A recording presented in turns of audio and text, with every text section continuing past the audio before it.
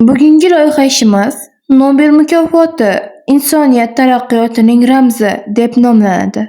Bu mavzuni tanlashimizdan maqsad dunyodagi ilm-fan, adabiyot, tinchlik yo'lida eng katta hissa qo'shgan insonlar qanday qilib etilishini o'rganishdir.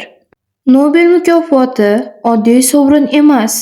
Bu ilm, mehnat va fidoyilikning eng yuqori darajasida qadrlanishdir. Har yili dunyoning har bir burchaklaridan eng aqlli olimlar, eng iste'dodli yozuvchilar va eng tinchlikparvar insonlar ushbu mukofot bilan taqdirlanadi. Ushbu loyiha orqali biz Nobel mukofotining kelib chiqishi, uning asoschisi Alfred Nobel mukofot turlari hamda uning jamiyat uchun ahamiyati haqida ma'lumot beramiz.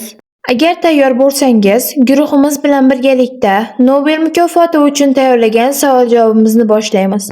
Birinchi savol: Nobel mukofoti nima? Nobel mukofoti dunyodagi eng mashhur xalqaro mukofot bo'lib, fan, adabiyot va tinchlik yo'lida eng katta hissa qo'shgan insonlarga beriladi. Ikkinchi savol: Nobel mukofotini kim tashkil qilgan? Bu mukofotni shved olimi va ixtirochisi Alfred Nobel tashkil qilgan. Uchinchi savol: Alfred Nobel kim bo'lgan? U portlovchi modda dinamitni ixtiro qilgan, boy inson bo'lgan va pulini insoniyat foydasiga sarflashni xohlagan. To'rtinchi savol: nimaga Nobel mukofoti yaratilgan? Alfred Nobel o'limidan oldin odamlar uni o'lim savdogari deb atayotganini bilib, nomini yaxshilik bilan qoldirmoqchi bo'lgan. Beshinchi savol: Nobel mukofoti nechinchi yilda yaratilgan? Birinchi Nobel mukofoti 1901-yilda topshirilgan. Oltinchi savol: Nobel mukofoti qanday sohalarga beriladi? Nobel mukofoti fizika, kimyo, tibbiyot, adabiyot, tinchlik va iqtisod sohalarida beriladi. Yettinchi savol: Nobel tinchlik mukofoti nimaga beriladi? Urushni to'xtatish, inson huquqlari va tinchlik uchun kurashganlarga beriladi.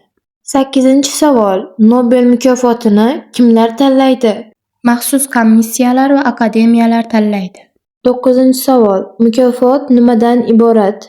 Diplom, oltin medal va katta miqdordagi pul mavjud. 10-savol: Nobel mukofoti qayerda beriladi?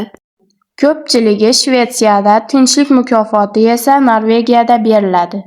11-savol: Nobel mukofoti har yili beriladimi?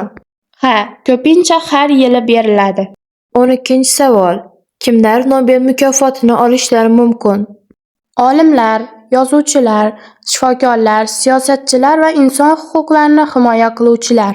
13-savol: eng mashhur Nobel egasi kim? Albert Einstein fizika bo'yicha Nobel mukofotini olgan.